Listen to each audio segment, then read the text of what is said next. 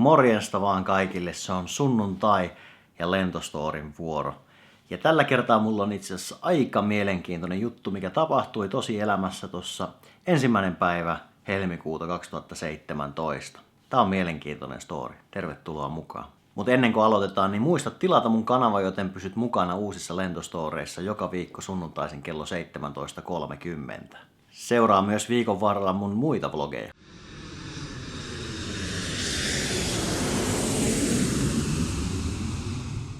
Ja tänään mulla on hienosti tullut 300 tilaajan raja rikki. Hienoa, kiitos teille kaikille, jokaiselle. 300 tilaajaa on siis huikea määrä. 100 meni rikki syyskuussa ja nyt 5 kuukautta myöhemmin niin 300. Huikea juttu, kiitos teille kaikille. Mä ajattelin, että tämän kunniaksi mä voisin tehdä tämmöisen lentostory-aiheisen Q&A, eli kysymyksiin vastauksiin videon. Joten laittakaapa tonne kommentteihin kysymyksiä aiheena lentostory, lentäminen, ilmailu, niin mä teen siitä sitten ensi viikolla uuden videon. Mutta nytten tarinan pariin. 1. päivä helmikuuta 2017 normaali päivittäinen lento Zürichistä Los Angelesiin, Swissin lento LX40. Niin siellä tapahtui tämmönen tapaus lennolla, mikä aiheutti hyvinkin mielenkiintoisen logistisen operaation.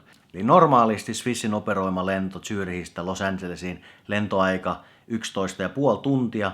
Ja lento lähtee Zürichistä kohti pohjoista Saksan halki kohti Islantia ja ylitään Grönlanti ja sieltä Pohjois-Kanadan kautta Kaliforniaan. Kyseessä on tämmönen Boeing 777 kone, mihin mahtuu tyypillisesti 300, vähän reilu 300 matkustajaa, riippuen lentoyhtiön konfiguraatiosta. Niin tämä kaksimoottorinen lentokone, niin niille tapahtui moottorihäiriö matkalentokorkeudessa. Se ei ollut mikään semmoinen crash boom bang, että moottori olisi räjähtänyt, vaan siellä joku elementti, joku parametri, niin ilmoitti, että moottorilla on joku ongelma. Ja moottoria valvova tietokone FADEC sammutti sitten tämän moottorin automaattisesti. Eli moottori ikään kuin sammu kesken lennon. Ja sitä ei voitu uudelleen käynnistää. Lentokone oli tässä vaiheessa matkalentokorkeudessa ja saapunut juuri Pohjois-Kanadan rannikolle Grönlannin ylittämisen jälkeen. Tuossa kohtaa juuri nyt sattuu moottorihäiriö. Koska yhdellä moottorilla matkaa vielä Los Angelesiin on aika pitkästi, joten sinne ei tässä vaiheessa enää mennä. Ja varakenttä, minne Swissin kollegat päättivät mennä, on Iqaluit. En osaa lausua tätä kaupungin nimeä, mutta se sijaitsee Pohjois-Kanadassa. Ja siitä hetkestä, kun tämä moottorihäiriö tapahtui, niin että kone meni laskuun Iqaluittiin, niin kesti 100 minuuttia, eli tunti 40 minuuttia siihen meni aikaa. Eli tämä ei ole mitenkään kriittinen tilanne ollut siinä mielessä, kone lentää yhdellä moottorilla ihan täysin onnellisesti. Tämä on videokuvaa tästä saapuvasta lentokoneesta Iqaluittiin, ja haasteenahan tässä on nyt se, kaupungissa on 6000 asukasta, ei ole yhtään hotellia eikä mitään muutakaan majoitusliiketoimintaa. Ja siellä on yöllä pakkasta 30 astetta. Lentokenttä on äärimmäisen pieni. No sehän aiheuttaa siinä vaiheessa, kun kone on tullut laskuun kohteeseen varalentokentälle, että mitähän tässä nyt seuraavaksi sitten tehdään. No mitä siellä on päätetty tehdä on, että matkustajat on jäänyt koneeseen. Koneen apumoottori, eli pyrstössä oleva turbiinimoottori, joka tuottaa paineilmaa ja sähköä, niin on pitänyt konetta lämpimänä ja ihmiset on istuneet siellä koneessa sitten onnellisesti. No ratkaisu, mitä Swiss on tehnyt, on mun mielestä todella hieno ja se kertoo myöskin siitä, että kuinka nopeasti lentoyhtiön pitää reagoida näihin asioihin. Eli mitä Swiss teki oli, että heidän lento Zürichistä New Yorkiin oli saapunut New Yorkiin, niin he perui New York-Zürich-lennon, eli tämän lentokoneen paluulennon Zürichiin. Se peruttiin ja matkustajat New Yorkissa edelleen reititettiin, uudelleen puukattiin muiden lentoyhtiöiden kautta sitten Eurooppaan, todennäköisesti Lufthansalla tai Swissin toisella vuorolla tai millä ikinä. Eli tämä lentokone, mikä saapui Zürichistä New Yorkiin, lensi tyhjänä koneena New Yorkista Iqaluittiin 3,5 tunnin lentomatkan. Ja sen tehtävä oli hakea sieltä sitten nämä matkustajat, jotka istuivat siellä koneessa, josta oli moottori hajonnut.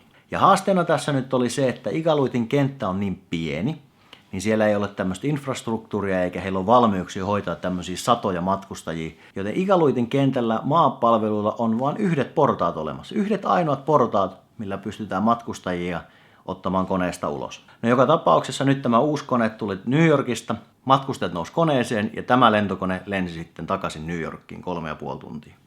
New Yorkista matkustajat reitettiin sitten uudestaan kumppanilentoyhtiöiden lennoille edespäin Los Angelesiin. Ja tämä oli matkustajien osalta siinä. Hommahan on vielä kesken. Tämä rikki mennyt kone sijaitsee edelleenkin siellä Iqaluitissa Pohjois-Kanadassa. Ja Swissin tekniikalta löytyy varaosana niin Zürichistä tämmönen General Electricin 777 moottori. Ja tämä moottori saada nytten sinne Pohjois-Kanadaan. Kokoa tällä on valtavasti. On 5 metriä pitkä, 3,5 metriä on sen moottorin halkasia, eli kun katsotaan eteenpäin ne moottorin siivekkeet, ahtimen siivet, se on 3,5 metriä se halkasia ja se moottori painaa 8 tonnia. Hintaa sillä on 25 miljoonaa euroa. Niin tämä laitos pitää saada nyt Zürichistä Pohjois-Kanadaan. No se onnistuu sillä, että siihen hommaan palkattiin rahtilentoyhtiö. Ja parhaiten tämän moottorin roudaamiseen niin onnistuu Antonov 124 rahtilentokoneella. Se on maailman suurin sarjavalmisteinen rahtilentokone. Valtava lentokone ja sillä vietiin tämä varamoottori sitten Sveitsistä Kanadaan. No seuraava haaste onkin sitten, että siellä on 30 astetta pakkasta. Iqaluitin kentällä ei ole tarpeeksi isoa hangaaria, missä tämän moottorivaihto-operaation voisi sitten suorittaa.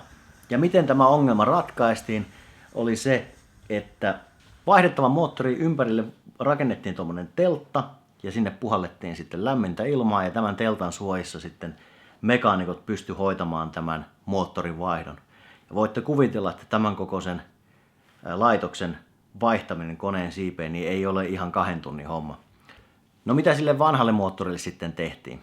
No se otetaan tietenkin rahtilentokoneen kyytiin ja kuskataan sitten minne ikinä, ei välttämättä Zürichiin, ehkä General Electricin tiloihin. Niin siellä tämä moottori huolletaan, se rikki mennyt osa vaihdetaan siellä, testataan ja palautetaan uuteen käyttöön. Todennäköisesti se moottori palautuu takaisin Swissille ja menee varaosana huollon jälkeen niin varastoon odottamaan käyttöönottoa. Kiitos kun tsekkasit tämän lentostorin. Muista tilaa mun YouTube-kanava tuolta noin, niin pysyt perillä uusista lentotarinoista ja seuraat mun vlogia viikon varrelta. Kiitos tästä. Palataan. Moro!